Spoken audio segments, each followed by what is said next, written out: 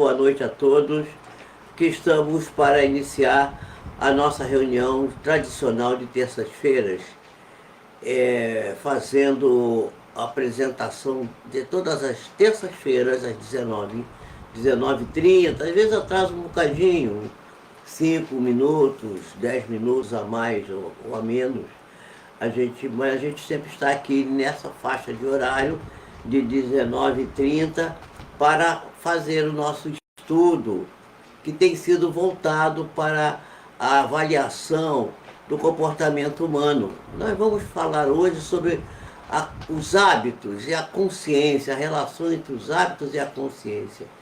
E nós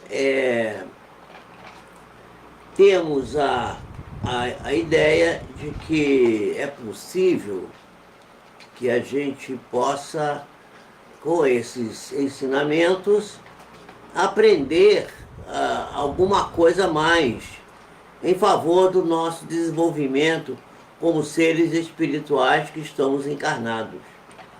Esse nosso tema representa o capítulo 12 do livro Momentos de Consciência, da benfeitora espiritual Joana de Ângeles,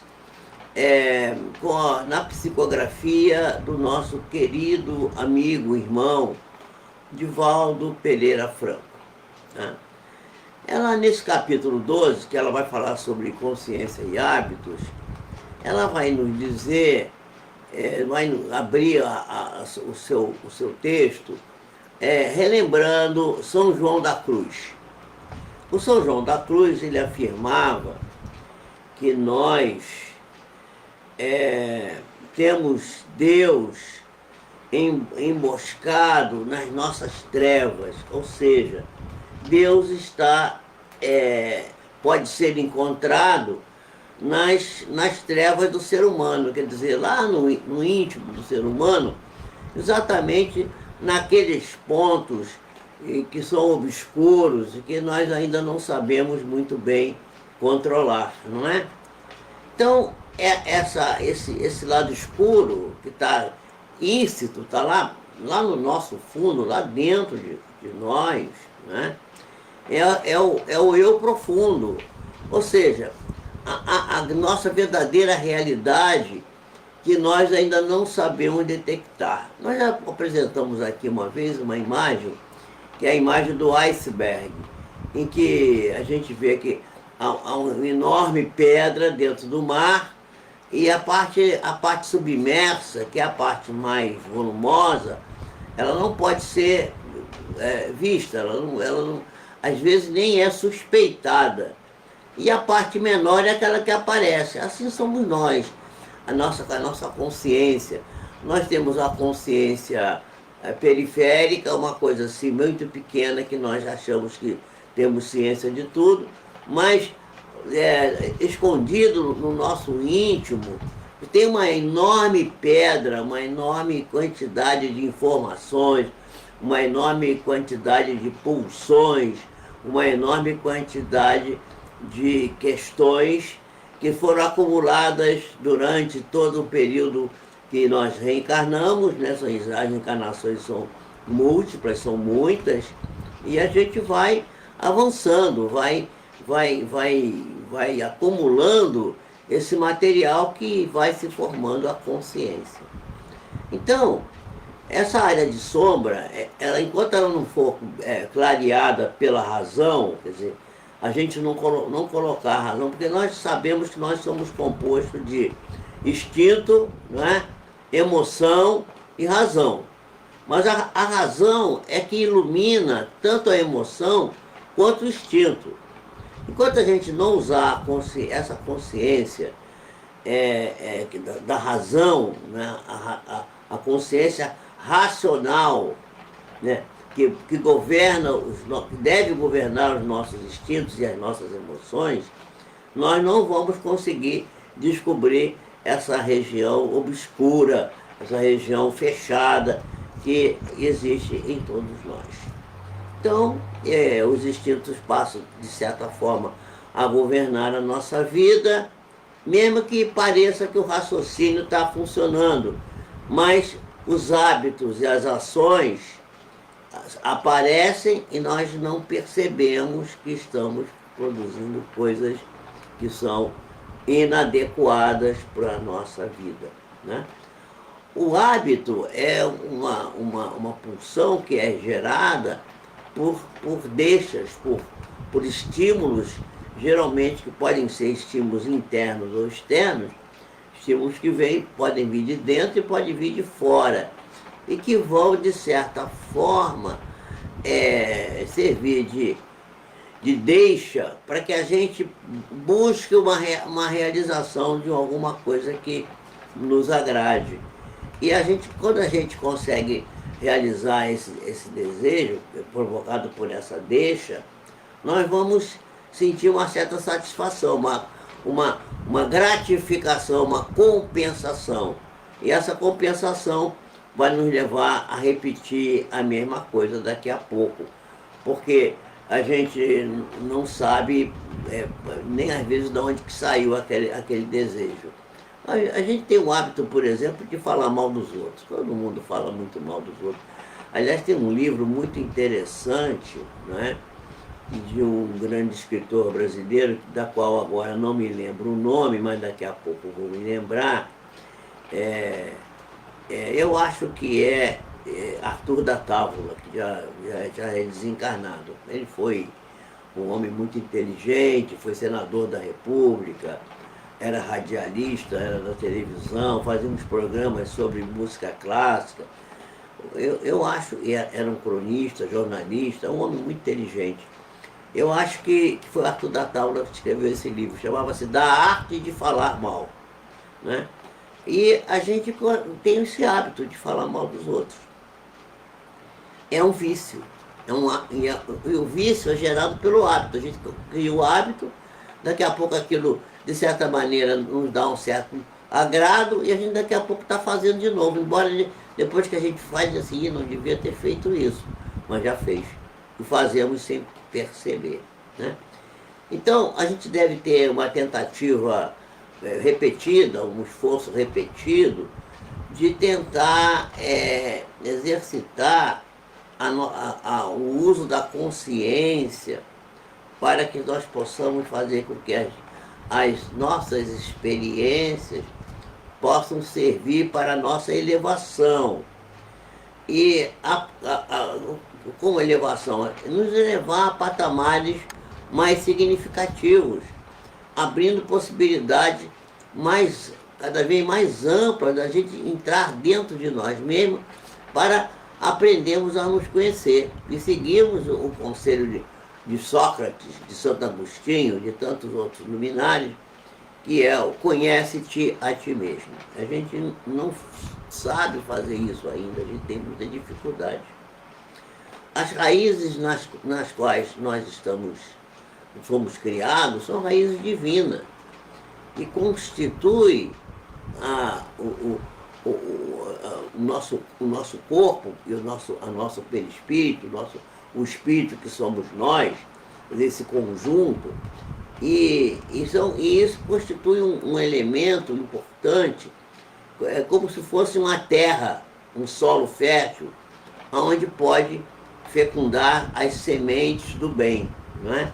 Desabrochar dos tesouros que estão em nós. Essas sementes muitas das vezes já estão em nós, mas elas, para desabrochar, precisam ser conhecidas, precisam ser buscadas, precisam ser perquiridas, para que a gente possa. E isso é um trabalho do autoconhecimento, da busca de saber as suas próprias motivações, os próprios interesses, e assim nós vamos avançando, né? A gente sabe que pesa sobre os nossos ombros, nessa jornada tão larga de encarnações, né, fatores que também são endógenos, por exemplo, a hereditariedade, a função das glândulas de secreção endócrina, fatores também exógenos que podem também contribuir, como, por exemplo, a educação, as necessidades que somos obrigados a atender para poder viver em sociedade, né? Os próprios fatos econômicos tudo isso é gerador de hábitos, hábitos que vão se incrustando na nossa personalidade. Mas a gente tem que saber que é o mais importante de tudo isso, quer dizer, que todavia é o espírito que é o verdadeiro herdeiro das suas próprias realizações. Não são as coisas do corpo, da hereditariedade, da endocrinologia, da saúde, da doença que vão dirigir as nossas vidas. Quem vai dirigir a nossa vida é a vontade, e a vontade é uma pulsão, é uma potência do espírito, né?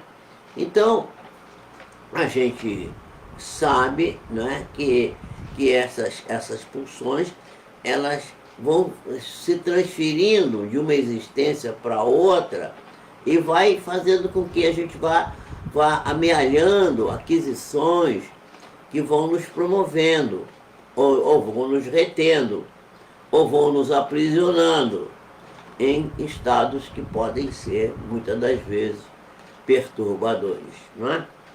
Bom, então, os hábitos, muitas das vezes, eles atendem uma tendência que temos para o imediatismo. A gente não tem paciência de esperar as coisas, a gente quer que as coisas aconteçam assim no ato, né? Na mesma hora. A gente não tem paciência de esperar. E a gente vai ver que essa fissura de querer que tudo aconteça com uma certa rapidez, né? Leva a uma utilização de uma consciência que é superficial. Enquanto a consciência profunda, que precisa ser maturada, precisa ser buscada com calma, com atenção, com o desenvolver do tempo, com a meditação, etc., vai fazendo com que a gente não reconheça essas coisas. E nós vamos vendo que as áreas da nossa personalidade, quer dizer, a personalidade é aquela posição que vivemos enquanto estamos nesse momento encarnatório, vão se fazendo mais presentes na nossa vida do que aqueles que deveriam ser voltados para aquela outra situação nossa outra vertente, que é a individualidade, a individualidade é aquilo que nós realmente somos e que vamos carregar desta vida até para outras vidas, enquanto que a personalidade, ela começa no berço e termina no túmulo. Então, a gente diz assim, o fulano chama-se João. Ele só está, ele não é João, ele está João durante a sua vida terrena. Porque depois que desencarna, torna-se um espírito, pode-se continuar se chamando João, mas pode ser que seja Carlos, André, ou Marcos, ou Maria, ou Antônia, ou Silvia, ou qualquer outro nome, né? Não, pode ser outra personalidade, completamente outra individualidade, né? Uma individualidade diferente daquela personalidade que a gente conheceu. A gente olha para a pessoa e vê que nós estamos todos aqui encarnados, estamos numa condição de disfarce, estamos disfarçados, né? Vestidos do corpo de carne que recobre a nossa essência, mas não somos isso que aparentamos ser. Essa é que é a verdade. E nós precisamos conhecer aquilo que de fato somos, a nossa verdadeira individualidade. Então, a separação entre a personalidade e a individualidade gera em nós um interesse maior. Mas a maioria das pessoas não estão interessadas. As pessoas têm desinteresse absoluto, quase que absoluto, pelas conquistas transcendentais, as coisas do espírito. As coisas do espírito parecem que são difíceis. A gente começa a falar de coisa espiritual, as pessoas ficam com sono, dormem, porque são difíceis de lograr e se apresentam muitas das vezes as pessoas desmotivadas, porque não estão preocupadas com o futuro mais adiante, estão preocupadas em obter as coisas do aqui e agora, né? O estudo do cérebro triuno, como a gente tem estudado, né? O cérebro dividido em três partes que se comunicam umas com as outras, é o instinto, né? Aquilo que é o passado, o aqui e agora e o futuro, né? A ideia da nossa transcendência, ainda é uma coisa que pouca gente se interessa de estudar e de observar. A gente está muito interessado em descobrir as coisas agora. A gente sabe que a ciência constatou que o hemisfério cerebral, nós temos dois hemisférios cerebrais, né? Um que é a direita, está aqui à direita, e tem aqui do meio para cá, o esquerdo. O direito comanda o lado esquerdo do corpo e o esquerdo comanda o lado direito do corpo. Então há um cruzamento de comando entre os dois cérebros. Mas esse que é do lado direito, que comanda o lado esquerdo, ele tem uma atividade um pouco diferente da do outro, do lado esquerdo. O do lado direito, ele é verbal, ele é relativo, ele é angular, ele é individual, ele é desenvolvido. Enquanto que o direito, o direito que responde pelo lado esquerdo do corpo, é mais global, é mais intuitivo, é mais silencioso, é mais seletivo e é muito pouco utilizado. A gente usa ele pouco. Por quê? Porque ele parece que ele nos indica mais, nos encaminha mais para as coisas espirituais do que para as coisas materiais. Então, essa busca, né? Esse lado que é menos utilizado, né? Em consequência, que tem pouco desenvolvimento, porque sendo pouco utilizado, se desenvolve pouco. Está sempre aguardando que a mente procure buscar, na sua função legítima de tornar o indivíduo com a sua mente clareada, o enriquecimento das faculdades e das realizações através desse hemisfério que é mais silencioso, que é mais calmo, que é mais intuitivo, não é? E que é mais voltado para a questão espiritual. A mente, quer dizer, que é o conjunto disso tudo, que é a mente, nós ainda sabemos pouco do que ela seja. A gente pensa que o cérebro é a mente. O cérebro não é a mente. A mente se manifesta de duas formas diferentes. Às vezes ela se manifesta como razão, e a intuitiva, a metafísica, abstrata, metafísica quer dizer espiritual. Outras vezes apenas como inteligência. Ela é concreta, ela é analista, ela é imediata. E geralmente as pessoas vivem comandadas por esse lado da inteligência, das coisas concretas, das coisas analistas, das coisas imediatas. E menos da intuição, da metafísica, das coisas abstratas, que em geral interessam menos as pessoas. O uso da razão é importante, porque ele proporciona a nós o discernimento, e o discernimento faculta a eleição de hábitos saudáveis, de hábitos favoráveis para a construção da nossa felicidade. Eles são os emuladores muito importantes do processo evolutivo. Portanto, a função da mente é usar o pensamento, portanto, é pensar. O ato de pensar, ele amplia a possibilidade da gente discernir, da gente descobrir o que é bom e o que não é bom. E a mente, ela então capaz de reconhecer pela razão os próprios erros nos quais se apoia e muitas das vezes poder também, a partir daí, corrigir esses erros. Muita gente tem preguiça de pensar, e a preguiça de pensar é uma grande responsável pela limitação do discernimento e da razão.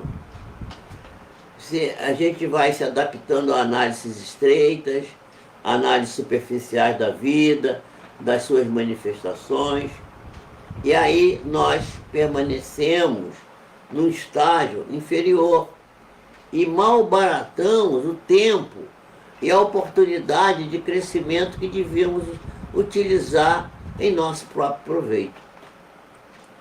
Devemos buscar gerar um empenho para nos mantermos atentos, observando, concentrando a nossa mente para que possamos fixar. E um dos recursos importantes para isso é a meditação. A meditação completa o equilíbrio psicofísico da criatura, o equilíbrio entre o corpo físico e o corpo espiritual, tornando-se uma ponte de união entre a consciência superficial, essa do imediato, do aqui e agora, não é? Com o eu profundo, e vai unificando, desse modo, a ação dos dois hemisférios cerebrais, que vão assim se harmonizando e se desenvolvendo num interessante equilíbrio, não é?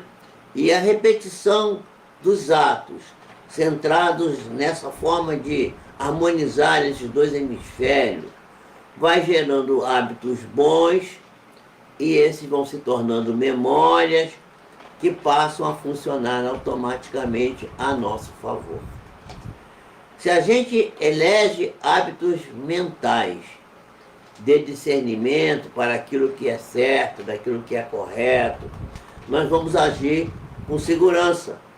E as memórias que nós vamos gerar vão funcionar automaticamente, amadurecendo a nossa capacidade intelectiva e também a nossa capacidade também afetiva. E com este comportamento, nós vamos oferecendo a nós próprios uma consciência de nós mesmos, que é uma identificação daquilo que se chama, em psicologia, o eu profundo, que nós precisamos conhecer. O reino dos céus está dentro de vós, disse Jesus, né? Jesus, na sua infinita sabedoria, fez essa afirmação. Em um tempo em que a ignorância era muito grande. E isso tem, apesar de ele ter enunciado isso há 2000 anos, essa afirmação tem um conteúdo de extraordinária atualidade.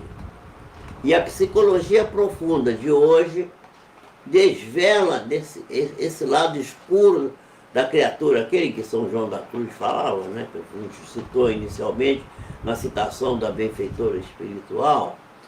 E aí, então, nós vamos vendo que esse lado escuro da criatura vai se iluminando com a presença do espírito no corpo. Qual a contribuição, por exemplo, conforme foi proposta por um grande psiquiatra, psicólogo, chamado Viktor Frankl, que escreveu vários livros interessantíssimos. Esse homem esteve no campo de concentração, passou momentos muito difíceis na sua vida e conseguiu superar através do desejo da prática do bem e da prática do bem em si mesmo. Ele Viktor Frankl, na constatação da sua própria experiência, ele criou uma ciência nova, a noética. A noética é derivada de uma palavra grega que quer dizer nous. O nous quer dizer espírito, quer dizer, é a ética do espírito. E Allan Kardec, que é o missionário da nova era, aclarando os escuros patamares humanos da consciência nossa, que está, em geral, adormecida, após interrogar os instrutores da humanidade a respeito do progresso deles, recebeu uma segura resposta, confortadora também, conforme a questão número 779 de O Livro dos Espíritos. O homem, a pergunta era essa, o homem se desenvolve a si mesmo naturalmente mas nem todos progridem simultaneamente do mesmo modo. Dá-se então que os mais adiantados auxiliem o progresso dos outros por meio do contato social. Quer dizer, o contato social é fundamental para nos ensinar a captar dos que estão mais à nossa frente, daqueles que já conseguiram dominar as suas próprias pulsões negativas e fazendo com que nós também possamos captar essas mesmas informações. Assim, vamos ver que os grandes avatares, os grandes espíritos que conviveram na Terra e deixaram lições imorredoras, né? Como, por exemplo, Mahatma Gandhi, né? Chico Xavier, Madre Teresa de Calcutá e muitos outros, tem muitos outros. Há espíritos nobilérrimos que conviveram aqui mesmo, próximo de nós, do outro lado da Bahia, em Niterói.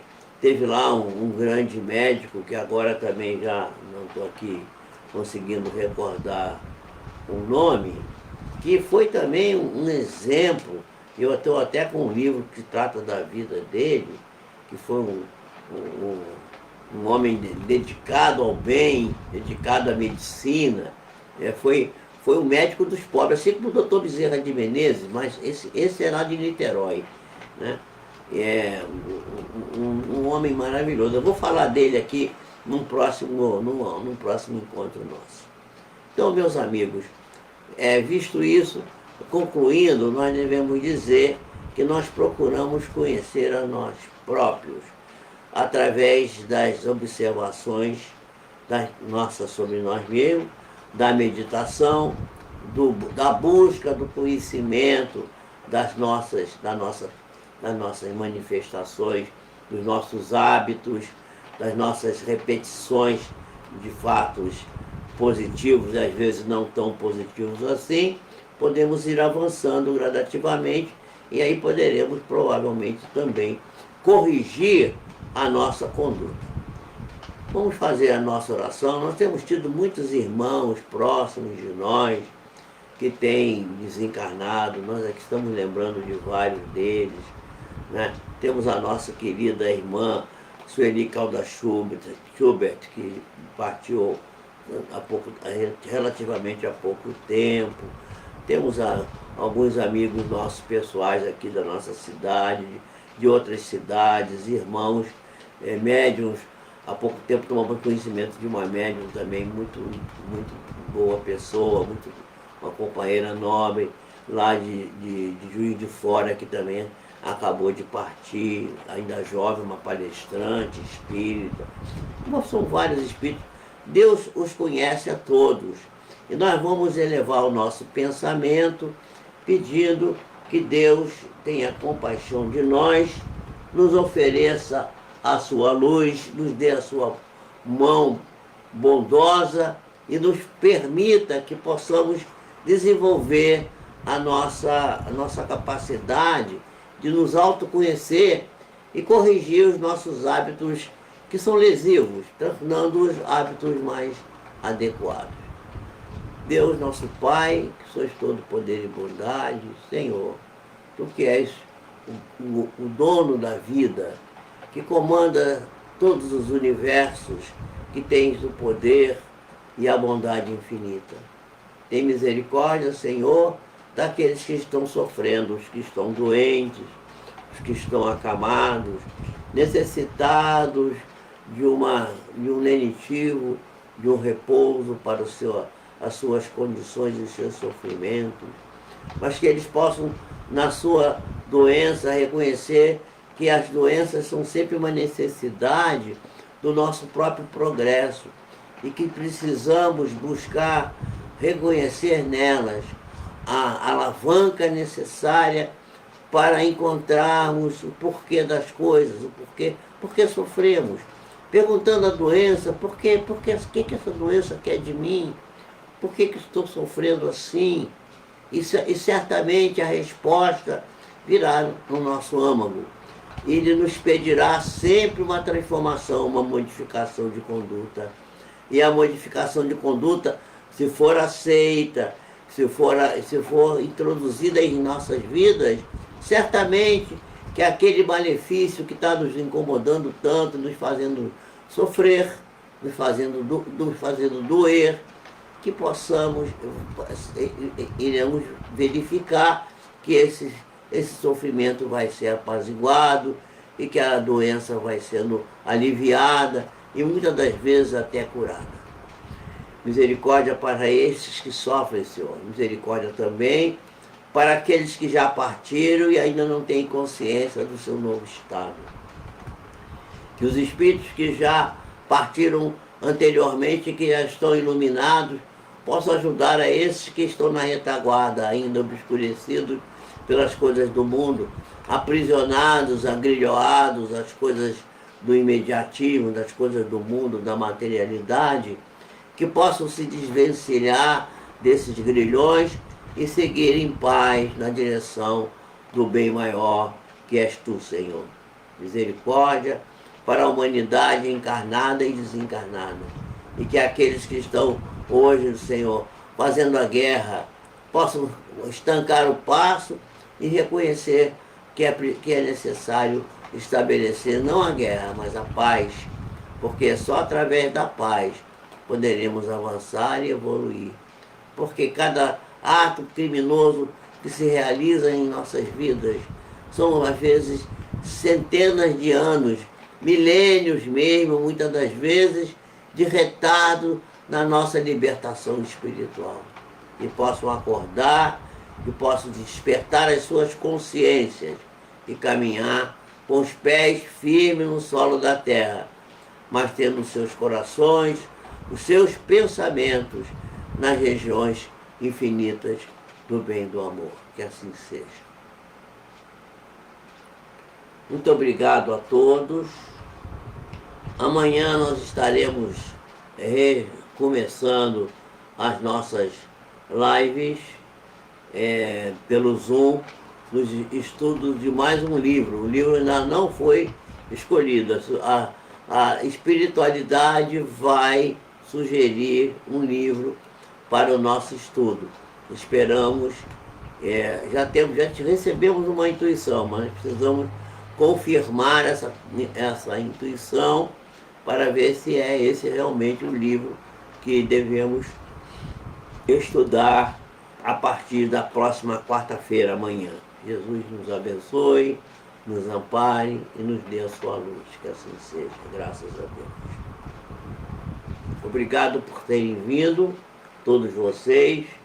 Aí estão várias criaturas, nossas amigas. Deixa eu ver se eu consigo ver aqui quem é que está aí. Deixa eu ver se dá para ver. Deixa eu ver se está aí, se dá para ver. Não está dando para ver.